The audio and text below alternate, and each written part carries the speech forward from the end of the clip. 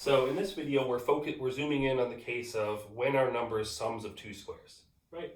All right, so we want to be able to say we want to reduce this problem to primes, because then we can, say a lot more about the case when a prime is the sum of two squares. We can use a lot more structure for prime numbers.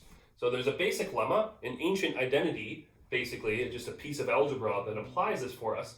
And it says that if m, in particular, it implies that if m and n are both sums of squares, two squares, then their product is also a sum of two squares. So this is an ancient identity. Fibonacci, I believe, discovered it, but much earlier had been discovered by an Indian mathematician named Brahmagupta, and that was like 1500 years ago. So very old identity that's going to be behind this. Actually, this is the beginning of a long story. Gauss discovered a much better, a souped-up version, generalized version of this identity, which actually I just did in my graduate algebra class just the other day as well. Somehow lots of coincidences between these two classes. And anyway, that's kind of one of the seminal pieces of classical mathematics that Gauss did. And recently Manju Bhargava got the Fields Medal, like the big, basically the most prestigious award in mathematics for discovering a set of identities generalizing exactly this one. So ones that could have been discovered in classical times were not, but all have really deep meaning. So actually this lemma seems like a cute little algebraic trick, but you should not consider it that it's actually quite a deep thing. And again, a slightly generalized version of this lemma, of these identities, they basically is some of the very famous work of a recent Fields medalist. So anyway, this ancient identity basically just gives it to you. So let's say that m and n are sums of two squares. So let's say m is, I'm going to say a, b, and c and d are going to be my integers. So let's say m is a squared plus b squared, n is c squared plus d squared. Then we just take m times n. So I'll just say this is algebraic identity. You can just check. It's just literally just expanding out and comparing.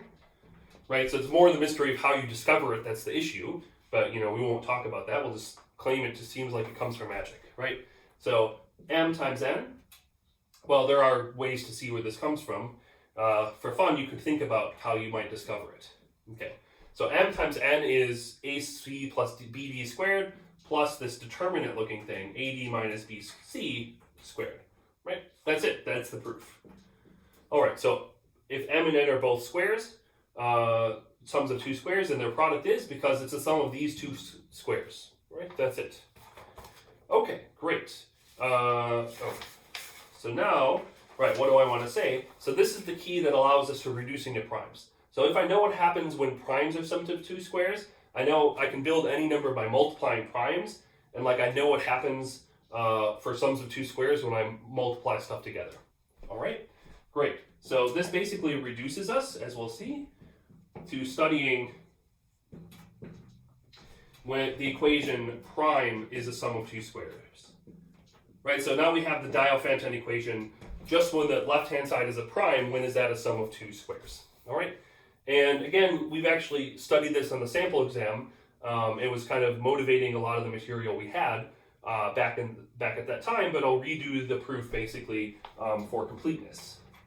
Okay, all right, so the first thing that we want to show is, again, we've seen that primes that are 3 mod 4, they can't be a sum of two squares automatically. And we aim to show that every prime that's 1 mod 4 is a sum of two squares, right? And the key idea first is we can now express it in terms of quadratic reciprocity now that we have this language. And we'll first prove that there exists some multiple of p that's a sum of two squares. So this is the first step. And this will be kind of motivational for when we look at some of the other proofs today as well, so it's very well worth reviewing. All right, so specifically we can say that p is a prime. P is 1 mod 4. Okay, I'm going to conclude eventually that it's a sum of two squares, but this proposition doesn't yet establish that. So then there exists a k, and we can make k small enough, so we can make k between 1 and p minus 1.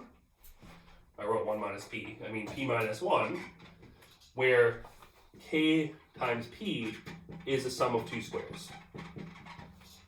Okay, great. So that's it.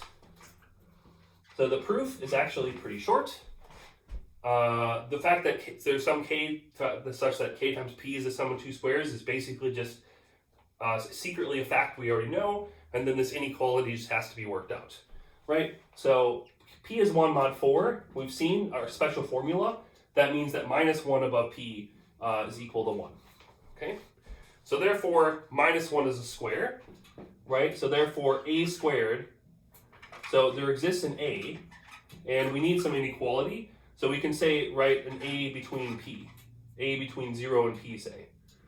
A between 0 and P. So just some A mod P, right, with A squared is congruent to minus 1 mod P. Okay, great, right? So that means that, so I just want to see how I'm going to fit it on the board, right? If I bring this over to the other side, the point is that 1 is already a perfect square. So that means that A squared plus 1 is equal to KP for some K. Okay, so that's the first part. KP is already a sum of two squares. A squared plus 1 is A squared plus 1 squared. That's a sum of two squares. So I just need to show that I can choose K to be in this range, right? And I can just do that. So I made a restriction on the size of A, remember? Right, so if I look at K times P first, okay, so K times P, well, that's A squared plus 1. A is less than P, so A is strictly less than P, so A is less than or equal to P minus 1. So I bound A by P minus 1, and then 1 I still just have there, right? And this is less than P squared rather, right? So if I subtract 1, I make the square much smaller, and then adding the 1 doesn't save me. That's easy to check. So I have now Kp less than or equal to P squared. Actually, it's strictly less than P squared, right? So therefore, if I cancel a factor of P in both sides, Kp less than P squared, that implies that K is less than P, right? Which is this inequality up here, that it's less than or equal to P minus 1. All right, great. And well, it's also like non-negative because, well, this is a sum of two squares, so if this is an equality, this is positive, so this is positive, that's the other inequality, say. All right, so that's our first proposition, and then we'll use that to prove the classical theorem of Fermat about when primes are sums of two squares, and then we'll use that to say when any number is a sum of two squares.